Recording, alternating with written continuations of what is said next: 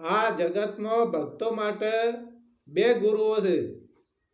કયા કયા ગુરુ? બે ભક્તો માટે કહું છું કે એક ધર્મ ગુરુ અને એક સદગુરુ, એટલે સતગુરુ. એક ધર્મ ગુરુ, એક સદગુરુ. ધર્મ ગુરુનું કાર્ય પહેલા હતું અને અત્યારે છે. જે વખત બુદ્ધ ભગવાનના 2,500 વર્ષ થઈ ગયા એ વખત બુદ્ધ ભગવાને એનો ધર્મ અલગ બનાવ્યો. ધર્મ અલગ બનાવ્યો. એવી રીતે અનેક અનેક પુરાવાઓ છે. કઈ વખત ધર્મ અલગ કે ભાઈ તમારે બુદ્ધ ભગવાન કહેવું. એ વખત તો કૃષ્ણ રામ એ તો કોઈ નામ નતું લેતું, બુદ્ધને ભગવાન ગણ્યા. એના પછી પણ જે વખત રામના ભગવાન પછી બીજા ધર્મ ગુરુ થયા એટલે ભાઈ કે આ રામ છે ભગવાન છે. એના પછી વળી બીજા ધર્મ ગુરુએ એવો પદ સ્થાપ્યો કે ભાઈ કૃષ્ણ ભગવાન છે. આવી રીતે ધર્મ ગુરુનો અલગ અલગ પોખડાઓ પાડે.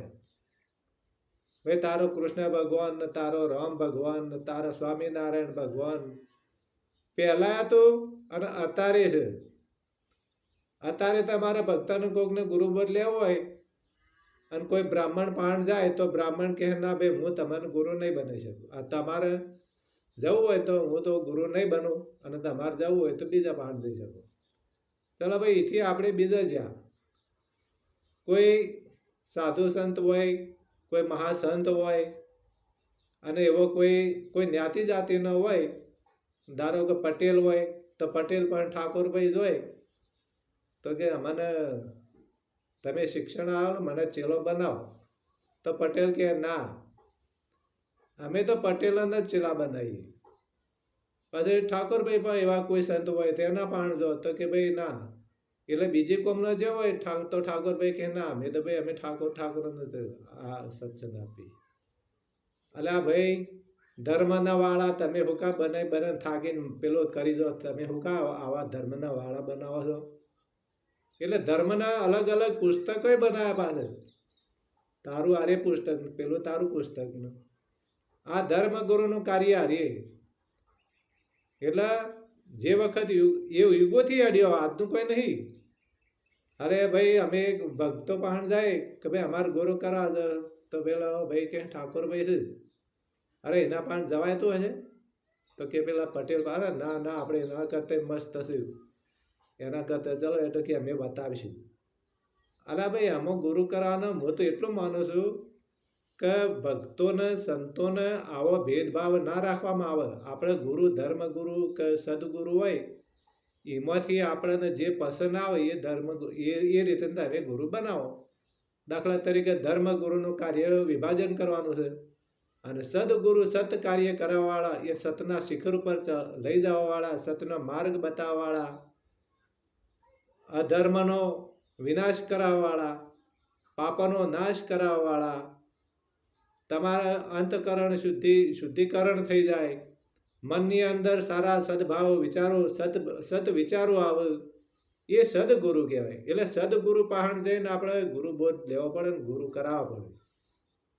એટલે આ તો એ વખતે પાંડવો વખતે કૃપાચાર્ય હતા, દ્રોણ ગુરુ હતા.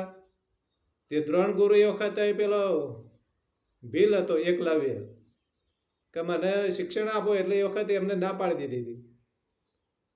એવી રીતે કૃપાચાર્ય ધર્મગુરુ હતા એટલે એમને પાંડવોને કૌરવને અલગ કરવાની મોયસાથ આપ્યો.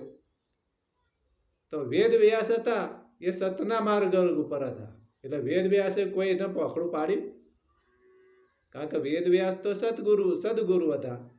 એટલે પાંડવોને એવું નતું કીધું કે કૌરવોને એવું નતું કીધું ભાઈ તમે ઓમ થઈ જાઓ ઓમ થઈ જાઓ. એ જાણતા હતા તે છતાં કહેવા નતા આવતા કે તમે તમારું કર્મ તમે જાણો.